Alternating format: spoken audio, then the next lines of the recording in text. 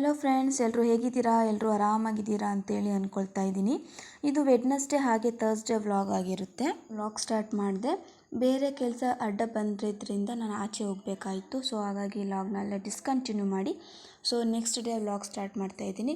ಕೆಲವೊಂದು ಸಲ ಹೇಗಾಗುತ್ತೆ ಅಂತೇಳಿದರೆ, ನಾನು ವ್ಲಾಗ್ ಸ್ಟಾರ್ಟ್ ಮಾಡಿರ್ತೀನಿ, ಬಟ್ ಅದನ್ನು ಕಂಟಿನ್ಯೂ ಮಾಡಿರಲ್ಲ. ಅಂದರೆ ಡೇ ಎಲ್ಲ ಬೇರೆ ಕೆಲಸದಲ್ಲಿ ಬ್ಯುಸಿ ಆಗಿಬಿಟ್ಟಿರ್ತೀನಿ. ಸೊ ಅದಾದಮೇಲೆ ಸಂಜೆ ನೆನೆಸ್ಕೊಳ್ತೀನಿ, ವ್ಲಾಗ್ ಸ್ಟಾರ್ಟ್ ಮಾಡಬೇಕಾಗಿತ್ತಲ್ವ, ವ್ಲಾಗ್ ಕಂಟಿನ್ಯೂನೇ ಮಾಡಿಲ್ಲ ನಾನು, ಇನ್ನು ಹಂಗೆ ಅರ್ಧಕ್ಕೆ ಬಿಟ್ಟಿದ್ದೀನಿ ಅಲ್ಲ ಅಂತೇಳಿ ಎಷ್ಟೊಂದು ಸಲ ನಾನು ಆ ರೀತಿ ಮರ್ತೋಗ್ಬಿಟ್ಟಿರ್ತೀನಿ. ಇನ್ನು ಇವಾಗ ನೋಡ್ತಾ ಇರೋದು ವೆಡ್ನಸ್ಡೇ ವ್ಲಾಗ್. ಬೆಳಗ್ಗೆ 6:30 ಅಷ್ಟೊತ್ತಾಗಿತ್ತು. ಎಲ್ಲ ಎದ್ದಿದ್ರಲ್ವ, ಸೊ ಕಾಫಿ ಆದರೂ ಮಾಡ್ಕೊಳ್ಳೋಣ ಅಂತೇಳಿ ಮಾಡಿಕೊಡ್ತಾ ಇದ್ದೀನಿ. ಇನ್ನು ನಂದು ಪೂಜೆ, ಸ್ನಾನ, ಯೋಗ ಎಲ್ಲ ಆಗಿತ್ತು. ಸೊ ಇವಾಗೆಲ್ಲ ಕಾಫಿಗಂತೇಳಿ ಎದ್ಬಿಟ್ಟಿರ್ತಾರಲ್ಲ, ಸೊ ಹಾಗಾಗಿ ಕಾಫಿ ಕಾಸ್ಕೊಡ್ತಾ ಇದ್ದೀನಿ. ಇನ್ನು ಆಲ್ಮೋಸ್ಟ್ ಬೆಳಗ್ಗೆ ಕೆಲಸ ನಾನೇ ಮಾಡ್ಕೊಂಡ್ಬಿಡ್ತೀನಿ. ಅಮ್ಮನಿಗೆ ಏನು ಅಷ್ಟೊಂದು ಟೆನ್ಷನ್ ಕೊಡೋದಿಲ್ಲ. ಇನ್ನು ಕಾಫಿ ಎಲ್ಲ ಕುಡಿದ್ಮೇಲೆ ನಾನು ನೆಕ್ಸ್ಟ್ ಕೆಲಸ ಮಾಡೋದೆ, ಇವೆಲ್ಲ ಪಾತ್ರೆ ಎಲ್ಲ ತೊಳೆದಿಟ್ಟಿರ್ತೀನಲ್ಲ ನೈಟ್, ಅದನ್ನೆಲ್ಲನೂ ಒರೆಸ್ಬಿಟ್ಟು ನಾನು ಎತ್ತಿಟ್ಕೊಳ್ತೀನಿ. ನೈಟೇನೆ ಕಿಚನ್ ಕ್ಲೀನ್ ಮಾಡಿಬಿಟ್ರೆ ನಮಗೆ ಬೆಳಗ್ಗೆ ಯಾವುದೇ ರೀತಿ ಟೆನ್ಷನ್ ಇರಲ್ಲ. ಕಿಚನ್ ನೋಡಿದ ತಕ್ಷಣ ಒಂಥರ ಪಾಸಿಟಿವ್ ವೈಬೇ ಬಂದುಬಿಡುತ್ತೆ ಬೆಳಗ್ಗೆ. ಹಾಗಾಗಿ ನಾನು ನೈಟೇನೆ ಎಲ್ಲ ಕ್ಲೀನ್ ಮಾಡಿ ಇಟ್ಕೊಂಡ್ಬಿಡ್ತೀನಿ. ಬೆಳಗ್ಗೆ ನನಗೆ ಯಾವುದೇ ರೀತಿ ಟೆನ್ಷನ್ ಕೂಡ ಇರಲ್ಲ. ಆರಾಮಾಗಿ ನಾನು ಕಾಫಿ ಮಾಡಿಕೊಟ್ಬಿಡ್ತೀನಿ ಎಲ್ಲರಿಗೂ.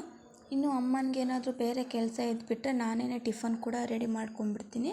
ಇನ್ನು ಅವ್ರಿಗೆ ಏನಾದರೂ ಕೆಲಸ ಇಲ್ಲ ಅಂತೇಳಿದರೆ ಅವರು ಕಿಚನ್ನಲ್ಲಿ ಅಡುಗೆ ಮಾಡ್ಕೊಳ್ತಾರೆ, ಮತ್ತು ನಾನು ಬೇರೆ ಅಂದರೆ ಟೈಲರಿಂಗ್ ಕೆಲಸ ಸ್ಟಾರ್ಟ್ ಮಾಡ್ಕೊಂಡ್ಬಿಡ್ತೀನಿ, ಸ್ಟಿಚಿಂಗ್ ಕೆಲಸ. ಇನ್ನು ಇವತ್ತು ಟಿಫನ್ಗೆ ನಾನು ಉಪ್ಪಿಟ್ಟು ಹಾಗೆ ಮೆಣಸಿನ್ಕಾಯಿ ವಡೆ ಕೂಡ ಮಾಡ್ಕೊಂಡಿದ್ದೆ. ಉಪ್ಪಿಟ್ಟು ಎಲ್ಲ ಆದಮೇಲೆ ಲಾಸ್ಟ್ ಸ್ಟೇಜಲ್ಲಿ ನಾವು 2-3 ಸ್ಪೂನ್ ತುಪ್ಪ ಹಾಕ್ಕೊಂಡು ಒಂದು ಸಲ ಚೆನ್ನಾಗಿ ಮಿಕ್ಸ್ ಮಾಡಿಕೊಂಡ್ರೆ ಇನ್ನೂ ರುಚಿಯಾಗಿ ಬರುತ್ತೆ. ನನಗೆ ಆ ರೀತಿ ಮಾಡೋ ಉಪ್ಪಿಟ್ಟು ಅಂದರೆ ತುಂಬಾ ಇಷ್ಟ ಆಗುತ್ತೆ. ಇನ್ನು ಟಿಫನ್ ಮುಗಿದ ಮೇಲೆ ಅದು ಇದು ಕೆಲಸ ಬಂದುಬಿಡ್ತು. ಹಾಗಾಗಿ ನಾನು ವ್ಲಾಗ್ನ ಡಿಸ್ಕಂಟಿನ್ಯೂ ಮಾಡಿ ನೆಕ್ಸ್ಟ್ ಡೇ ಈ ವ್ಲಾಗ್ನ ಸ್ಟಾರ್ಟ್ ಮಾಡೋಣ ಅಂತೇಳಿ ಸುಮ್ಮನೆ ಆಗಿಬಿಟ್ಟೆ. ಸೊ ನೆಕ್ಸ್ಟ್ ಡೇ ಏನಾಗೋಯಿತು ಅಂತೇಳಿಬಿಟ್ರೆ, ಆ ಡೇ ಫುಲ್ ನಾನು ಮರ್ತೇ ಹೋಗಿದ್ದೀನಿ ವ್ಲಾಗ್ ಮಾಡಬೇಕು ಅಂತೇಳಿ, ಅದನ್ನು ಕೂಡ ಮರ್ತೋಗಿದ್ದೀನಿ. ಸೊ ಅದರ ನೆಕ್ಸ್ಟ್ ಡೇ ನಾನು ಇವಾಗ ವ್ಲಾಗ್ ಸ್ಟಾರ್ಟ್ ಮಾಡ್ತಾಯಿದ್ದೀನಿ, ಅಂದರೆ ಫ್ರೈಡೇ. ಆಗಲೇ ನಾನು ಥರ್ಸ್ಡೇ ಅಂತ ಹೇಳಿದ್ದೆ ಅಂತ ಅನಿಸುತ್ತೆ. ಸೊ ಥರ್ಸ್ಡೇದಲ್ಲ. ಇನ್ನು ಇವಾಗ ಮನೆಯಲ್ಲಿ ತರಕಾರಿ ಖಾಲಿಯಾಗಿತ್ತು, ಹಾಗಾಗಿ ತೊಗೊಂಬಂದಿದ್ರು. ಸೊ ಅದಷ್ಟು ನಾನು ಇವಾಗ ನೀರಲ್ಲಿ ನೆನೆಸ್ಬಿಟ್ಟು, ಅಂದರೆ ಅದರಲ್ಲಿ ಸ್ವಲ್ಪ ಒಂದು ಬೇಸನ್ ತೊಗೊಂಡು ನೀರು ಹಾಕಿ ಅದರಲ್ಲಿ ಸ್ವಲ್ಪ ಉಪ್ಪು ಹಾಕ್ಬಿಟ್ಟು ತರಕಾರಿನೆಲ್ಲ ನೀಟಾಗಿ ವಾಶ್ ಮಾಡಿ ಇಟ್ಕೊಳ್ತಾ ಇದ್ದೀನಿ. ಈ ರೀತಿ ಮಾಡಿದರೆ ತುಂಬ ಫ್ರೆಶ್ ಆಗಿರುತ್ತೆ ತರಕಾರಿ. ನೀವು ಬೇಕಾದರೆ ಫ್ರಿಜ್ಜಲ್ಲಾದರೂ ಇಟ್ಕೊಳ್ಳಿ, ಇಲ್ಲ ಅಂತಂದರೆ ಒಂದು ಪುಟ್ಟಿ ಬರುತ್ತಲ್ಲ, ಅದರಲ್ಲೂ ಕೂಡ ಇಟ್ಕೋಬೋದು. ನಾನು ಕೂಡ ಫ್ರಿಜ್ಜಲ್ಲೇ ಇಟ್ಕೊಳ್ತಾ ಇದ್ದೀನಿ. ಆದಷ್ಟು ಕಡಿಮೆ ಮಾಡಬೇಕು ಫ್ರಿಜ್ಜಲ್ಲಿ ಇಡೋದನ್ನ. ಆ ರೀತಿ ಮಾಡಬಾರ್ದು, ತುಂಬ ಕೆಮಿಕಲ್ಸ್ ನಾವು ಹೊಟ್ಟೆಯಲ್ಲಿ ಸೇರಿಕೊಳ್ತಾ ಇರುತ್ತೆ. ಹಾಗಾಗಿ ನಾನು ಕೂಡ ಇನ್ಮೇಲೆ ಸ್ವಲ್ಪ ಫ್ರಿಜ್ಜಲ್ಲಿ ಇಡೋದನ್ನ ಕಮ್ಮಿ ಮಾಡಿ ಬ್ಯಾಸ್ಕೆಟಲ್ಲಿ ಇಡೋಣ ಅಂಥೇಳಿ ಅಂದ್ಕೊಳ್ತಾ ಇದ್ದೀನಿ. ಇನ್ನು ಅಮ್ಮ ಇವತ್ತು ಕಾಫಿ ಅವರೇ ಮಾಡ್ತಾಯಿದ್ದಾರೆ. ಬೆಳಗ್ಗೆ ಕಾಫಿ ಅಲ್ಲ ಅನಿಸುತ್ತೆ, ಮಿಲ್ಕ್ ಅನಿಸುತ್ತೆ, ಅದೇ ಮಾಡಿ ಕೊಡ್ತಾಯಿದ್ದಾರೆ. ನಾನು ವೆಜಿಟೇಬಲ್ಸ್ನೆಲ್ಲ ವಾಶ್ ಮಾಡಿ ಈ ರೀತಿ ಎತ್ತಿಡ್ತಾ ಇದ್ದೀನಿ ಒರೆಸ್ಬಿಟ್ಟು. ಇನ್ನು ಇವತ್ತಮ್ಮ ನಾನೇ ಟಿಫನ್ ಮಾಡ್ಕೊಳ್ತೀನಿ, ನಿಂದೇನಾದರೂ ಕೆಲಸ ಇದ್ದರೆ ಮಾಡ್ಕೊ ಅಂತ ಹೇಳ್ಬಿಟ್ಟಿದ್ರು. ಹಾಗಾಗಿ ಸ್ಟಿಚಿಂಗ್ ಕೆಲಸನಾದರೂ ಮಾಡೋಣ ಅಂಥೇಳಿ ಅಂದ್ಕೊಂಡು ಇವತ್ತು ಫುಲ್ ಪ್ರಿಪೇರ್ ಆಗಿಬಿಟ್ಟಿದ್ದೀನಿ, ನಾನು ಸ್ಟಿಚಿಂಗ್ ಕೆಲಸ ಮಾಡೋಣ ಅಂಥೇಳಿ.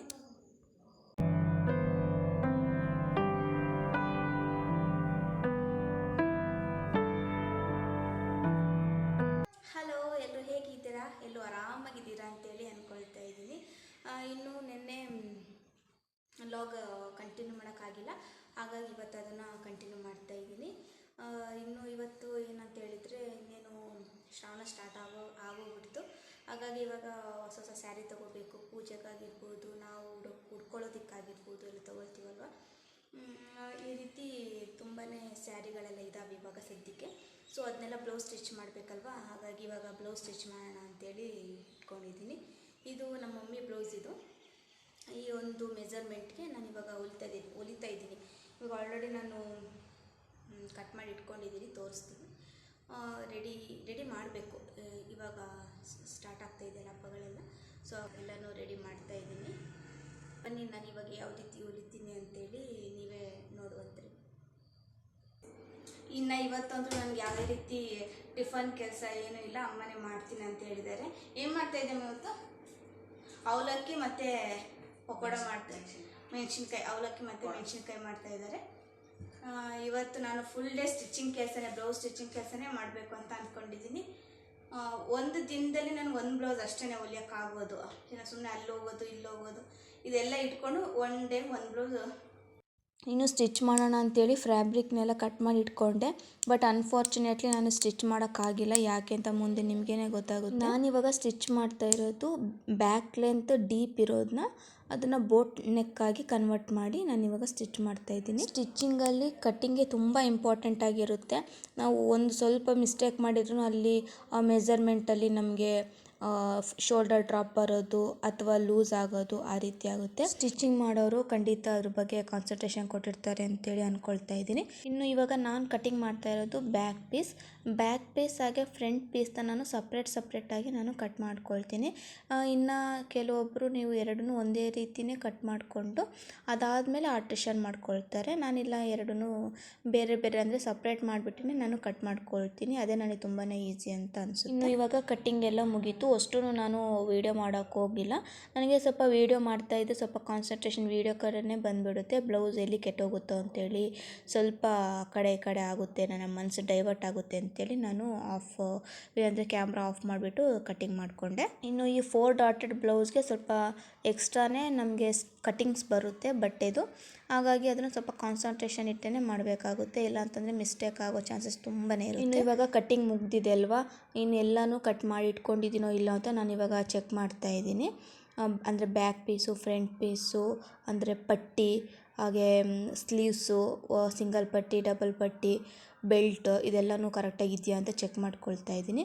ಇನ್ನು ಈ ಸ್ಲೀವ್ಸಲ್ಲಿ ಫ್ರಂಟ್ ಪಾರ್ಟೇ ಬೇರೆ, ಅಂದರೆ ಬ್ಯಾಕಲ್ಲಿ ಸ್ವಲ್ಪ ಜಾಸ್ತಿ ಇರಬೇಕು, ಫ್ರಂಟಲ್ಲಿ ಸ್ವಲ್ಪ ಕಡಿಮೆ ಇರಬೇಕಲ್ಲ, ಅದನ್ನೆಲ್ಲ ಚೆಕ್ ಮಾಡ್ಕೊಳ್ತಾ ಇದ್ದೀನಿ. ಒಂದ್ಸಲ ಸ್ಟಿಚಿಂಗ್ಗೆ ನಾವು ಕೈ ಹಾಕ್ಬಿಟ್ರೆ ನಾವು ಯಾವ ರೀತಿ ಕಟ್ ಮಾಡ್ಕೊಂಡಿರ್ತೀನಲ್ಲ ಅದೇ ರೀತಿಯೇ ನಾನು ಸ್ಟಿಚ್ ಮಾಡಿಬಿಡ್ತೀನಿ.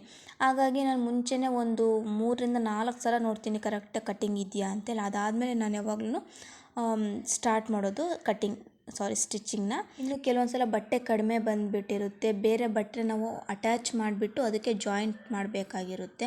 ಈ ರೀತಿ ಒಂದು ಸ್ವಲ್ಪ ಟೆನ್ಷನ್ ಇರುತ್ತೆ ನನಗೆ ಜಾಸ್ತಿನೇ. ಇನ್ನು ಕೆಲವೊಂದು ಸಲ ಮರ್ತೇ ಹೋಗ್ಬಿಟ್ಟಿರ್ತೀನಿ ಯಾವ ಥರ ಸ್ಟಿಚ್ ಮಾಡೋದು ಅಂತೇಳಿ. ಆಗ ನಾನು ಅಮ್ಮನ ಹತ್ರ ಕೇಳಿಕೊಂಡು ಮಾಡ್ತೀನಿ. ಅವರು ಕೂಡ ತುಂಬ ಚೆನ್ನಾಗಿ ಬ್ಲೌಸ್ನೆಲ್ಲ ಹೊಲ್ಕೊಳ್ತಾರೆ.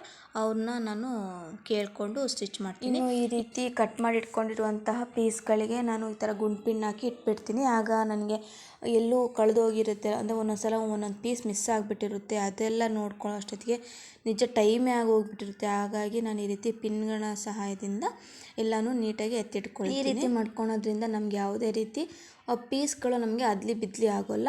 ಈ ರೀತಿ ಎಲ್ಲನೂ ಒಂದೇ ಥರ ಇಟ್ಕೊಂಡು ಈ ರೀತಿ ಸುತ್ತಿ ಇಟ್ಕೊಂಡ್ಬಿಡ್ತೀನಿ. ನಾನು ಯಾವಾಗ ಸ್ಟಿಚ್ ಮಾಡ್ತೀನಲ್ವ ಆವಾಗ ಇದನ್ನು ತೊಗೊಳ್ತೀನಿ. ಇನ್ನೇನು ಸ್ಟಿಚ್ ಮಾಡೋದೆ ಅಂತೇಳಿ ಮಿಷಿನ್ ಹತ್ರ ಹೋದರೆ ಅಲ್ಲಂತೂ ಕೆಟ್ಟೇ ಹೋಗ್ಬಿಟ್ಟಿತ್ತು ಮಿಷಿನ್ನು. ಅದನ್ನೆಲ್ಲ ಇವತ್ತು ರಿಪೇರಿ ಮಾಡೋದೇ ಆಗೋಯಿತು. ಇವತ್ತೇನು ನಾನು ಕೆಲಸನೇ ಮಾಡೋಕ್ಕಾಗಲಿಲ್ಲ, ಸುಮ್ಮನೆ ಬೇಜಾರಾಗಿ ಬಂದುಬಿಟ್ಟೆ. ಸ್ಟಿಚ್ ಮಾಡೋಣ ಅಂತೇಳಿ ಹೋದೆ, ಆದರೆ ಮಿಷಿನ್ನೇ ಅದು ಕೆಟ್ಟೋಗ್ಬಿಟ್ಟಿದೆ, ಅಂದರೆ ಸ್ಟ್ರಕ್ ಆಗಿಬಿಟ್ಟಿದೆ.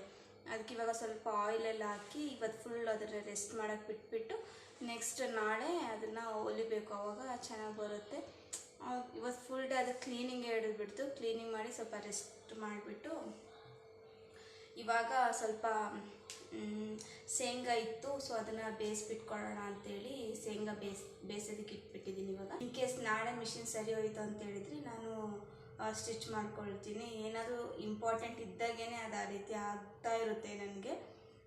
ಇಟ್ಸ್ ಓಕೆ, ನೋಡೋಣ. ನಾಳೆ ಸರಿ ಹೋದರೆ ಅದನ್ನು ನಾಳೆ ಸರಿ ಹೋದರೆ ಅದನ್ನು ಸ್ಟಿಚ್ ಮಾಡಬೇಕು. ಸ್ಟಿಚ್ ಮಾಡಿ ಹೇಗೆ ಬರುತ್ತೆ ಅಂತಲೂ ಕೂಡ ನಿಮಗೆ ತೋರಿಸ್ಕೊಡ್ತೀನಿ. ಮ್ಯಾಸ್ಗಾಗಿ ರೆಸಿಪಿ ಮಾಡ್ತಾಯಿದ್ದೀನಿ, ಬನ್ನಿ ಇದು ಕೂಡ ನಿಮ್ಮೊಟ್ಟಿಗೆ ಶೇರ್ ಮಾಡ್ತೀನಿ.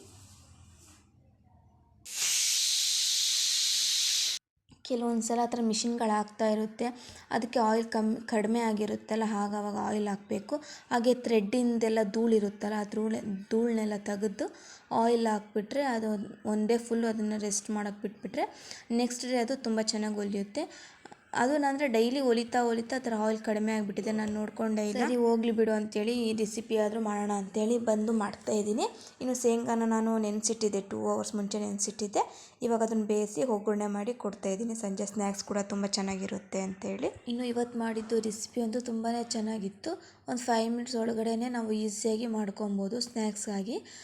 ತುಂಬಾ ಚೆನ್ನಾಗಿರುತ್ತೆ. ಮನೆಯವರು ಕೂಡ ತುಂಬಾ ಇಷ್ಟಪಟ್ಟು ತಿಂತಾರೆ. ಇನ್ನು ಇವತ್ತಿನ ವ್ಲಾಗ್ ಕೂಡ ಇಷ್ಟೇ, ಎಂಡ್ ಮಾಡುವಂಥ ಸಮಯ ಆಗಿದೆ, ಅಂದರೆ ಸಂಜೆ ಆಗೋಗಿದೆ. ಮುಂದಿನ ವ್ಲಾಗಲ್ಲಿ ಮತ್ತೆ ಸಿಗ್ತೀನಿ. ಅಲ್ಲಿವರೆಗೂ ಖುಷಿಯಾಗಿರಿ, ನಗ್ತಾ ಇರಿ, ಆರೋಗ್ಯವಾಗಿರಿ.